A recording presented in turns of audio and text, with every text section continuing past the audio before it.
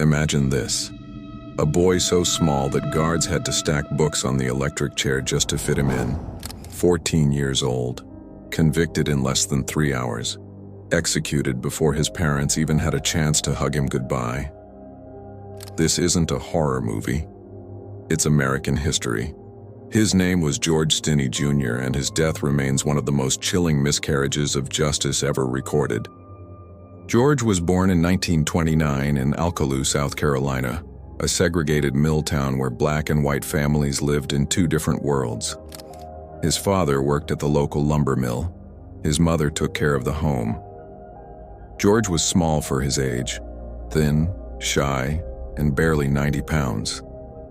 He loved drawing, picking flowers, and playing outside with his siblings. In every way, he was still a child. But in 1944, at the height of racial segregation, being black in the Jim Crow South meant living in constant fear, especially in small towns where justice was written in white ink. On March 23, 1944, two white girls, 11-year-old Betty June Binnicker and 7-year-old Mary Emma Thames, went missing after riding their bicycles near George S. neighborhood. Later that evening, their bodies were found in a ditch. Both had suffered brutal head injuries. The town was furious. Shock turned to rage. And in 1940 South Carolina, people wanted someone to blame. Within hours, suspicion turned toward George and his 7-year-old sister, who had been seen speaking to the girls earlier that day. That single interaction, an innocent exchange of words, sealed his fate. George was arrested the very next morning. He was dragged from his home in front of his parents, terrified and confused. His family was forced to leave town immediately under threats of mob violence. They never saw him again alive. At the police station, George was interrogated alone, without a lawyer, without his parents, without anyone to protect him. After hours of questioning, officers claimed he confessed.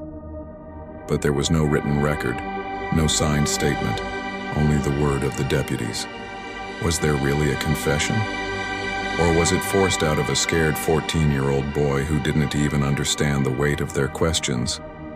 George's trial began on April 24, 1944, just 1 month after the girls' deaths. It lasted barely 2.5 hours. The courtroom was packed with angry white townspeople. His defense lawyer, court-appointed, barely cross-examined witnesses. No black citizens were allowed on the jury. No physical evidence linked George to the crime. The prosecution painted him as a dangerous young Negro, ignoring his age, size, and innocence.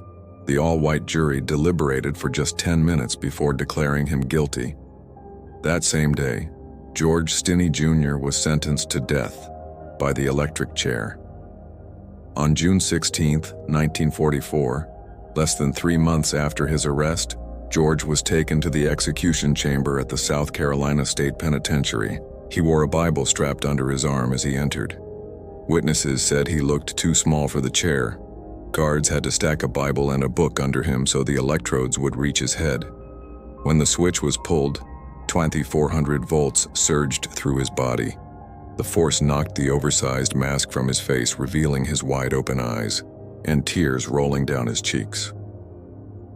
George Stinney Jr. was 14 years old. For decades, his case was buried under silence. His family carried the shame of his name, and the town moved on. But activists and historians refused to forget. In 2014, 70 years later, a South Carolina judge reviewed the case. She ruled that George had not received a fair trial, that his confession was likely coerced, and that the state had executed a child without justice. His conviction was vacated long after his death. George Stinney Jr. is remembered today as the youngest person executed in the United States in the 20th century. The electric chair silenced George, but his story continues to speak louder than ever.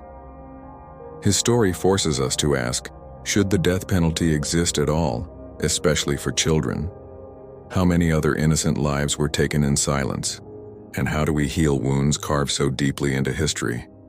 So tell me what you think about this, and don't forget to subscribe.